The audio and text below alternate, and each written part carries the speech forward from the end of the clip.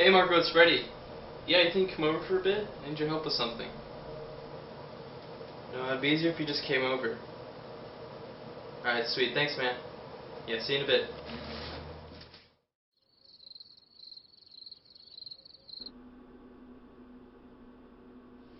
So what are you gonna do? Well, that's why I called you, Einstein, to help me figure out what I'm supposed to do next. Well, it just all sounds so coincidental. Like, the odds are stacked against you as to how your name just so happened to be attached to that note. Besides, there's plenty of other Freddys out there. Fred Armisen, Fred Jr., Fred Meyer, Fred and Daphne. The list goes on. What makes you so damn special? I don't know. But I gotta tell you, it feels like that key was calling me.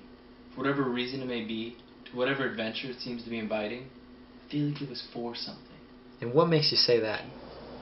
Intuition. Look, Freddy, all I'm saying is I can't picture you doing anything this risky. Something this sketchy. What if it's gangbangers? I doubt it has anything to do with gangbangs. Creepers, goons, trouble, people and things you spent your whole life avoiding. Remember the name No Risk Frisk? That's because you guys wouldn't stop calling me Frisky when I tried to grow my mustache out. I'm not a freaking cat. So what's stopping you from getting up and heading over there right now? I'm afraid. Then the truth comes out. Well, wouldn't you be? I don't think I'd be where I am if I didn't do the things I'm afraid of. I mean, where does that get you in anything? You're a human, right? Last I checked. Which means you're mortal, right? Yep. Which then also means that you're gonna die someday. No quarter, no mercy, you're gonna die. Wow, you're a real romantic. What I'm saying is if we're all heading to the same place, to the same unknown vault, then why are we all still so afraid? I think it's a matter of how one reaches that vault. Okay, but for real, What are you gonna do? I've gotta do it. why? Because I never have before. And just like you said, I've never taken a risk in anything. But why not now? Why not we? Why not we? Why not you? You're picking a hell of a time to start being courageous. Well, if not now, then when? I just hope you have the strength to remember the beginning after all this is over. Beginning of what? The beginning of you.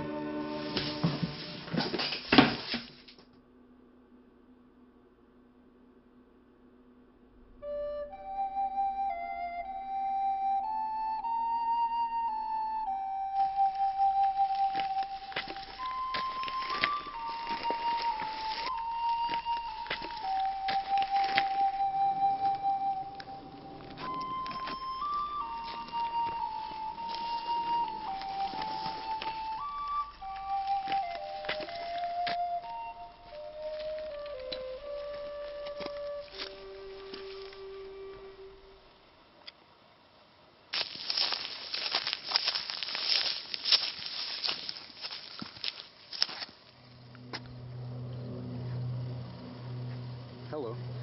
Hey, I'm looking for someone. Aren't we all? Maybe they haven't shown up yet.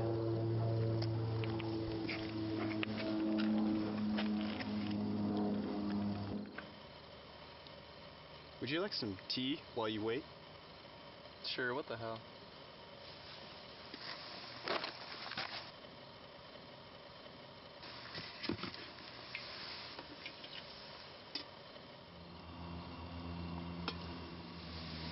Thank you.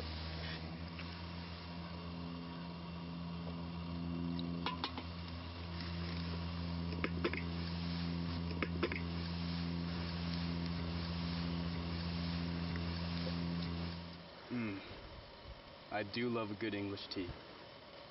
Do you know the history of English tea? No. Oh, good. It's rather fascinating, actually. A box of Chinese tea was acquired around 1700 by a ship surgeon named James Cunningham. Cunningham subsequently gave it as a gift to the famous physician and collector of curiosities, Hans Sloane. Sloane's vast collection served as the genesis for the National History Museum in London. The tea, that was humorously labeled a sort of tea from China and acknowledged as a gift from Mr. Cunningham, remained unnoticed until a recent study on the museum's vegetable substances allowed the collection's long-forgotten contents to be discovered. The tea is loose-leaf green tea manufactured by peasant laborers on small holdings in China. The basic process for manual tea production hasn't really changed, so we might assume that this tea would have tasted much like this artisanal green tea that we have today, albeit more rough and ready rather than the boutique variety. It's interesting to think that something that's existed for so long, traveled so many miles to get here, was experienced by the same people whose time has now passed. That we, in a way, are participating in their history. This Tea of Kings makes you appreciate it just that much more. Interesting. I find it to be. Almost as interesting as finding a black chest in the river. Who are you? I'm no one. Not anybody worthy of merit, at least. Just a nobody who likes talking to nobody. You're a nobody. I mean, you've been shaking the entire time we've been sitting next to each other. Well, man, it's because you're a creepy freaking person. Really? You think I'm creepy? I don't think me being creepy has anything to do with how I look, but rather the idea of what I appear to be to you. And what do you surmise that is? The unknown. A lost novel amongst a library of uncertainty. What the hell are you trying to say? I think you think you're more than what you are. But I don't blame you. We all do. But I digress. Why must we say we are more than what we are? The answer doesn't come so smoothly as I'd hope. You don't know me. Oh, if only you'd be so special. Okay, who the hell are you? I am that which you seek 77 paces on this Huckleberry Trail. Ah, yes. Only when one confronts the opportunity of return does he accept the terms of his surrender. It spoke to me. I know it did. As it's done with many others. Why? Because you're worth it. Bullshit. So what? I only do what I'm told. By who?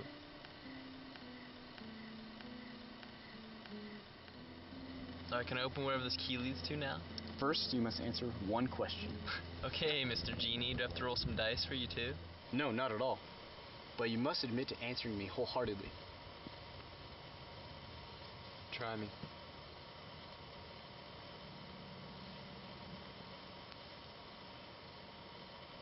Are you happy? No. I know.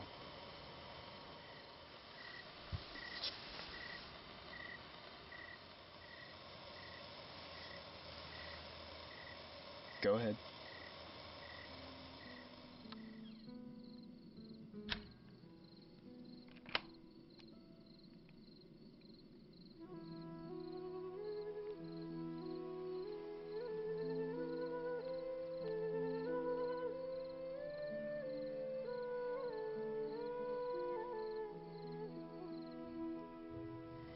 Who is this? What is this? That's your son. And this man? That's your father-in-law. I have a son? I don't even have a wife. What the hell are you talking about? Just trust me at this point, Freddy. So you're from the No, future? no. Then who? I am who I am. What are you telling me? To look beyond what you've too often seen. Meaning? Do not waste these precious moments. These moments you've grown so prideful to not acknowledge. This photo is evidence of the sort. How? This is a moment. A blissful moment. From a future that will only come into existence if you choose to participate in today. In the everyday wonders that pass you by quicker than clockwork. And forgive me for preaching, I do believe that is solely the Father's job to do. But I can feel it in the hearts and sunsets that you fail to truly see. The people you fail to recognize. The countless faces of those who you never had the courage to say you've loved. And even the ones who've gone on to paradise. They exist now only in the stories you choose to tell of them. In the words that describe their words. What do you say of them? Whose story do you tell?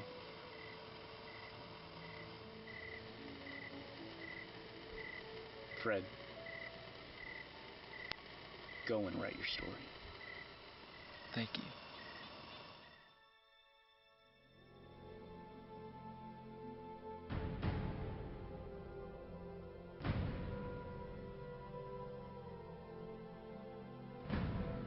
You did not ask for this.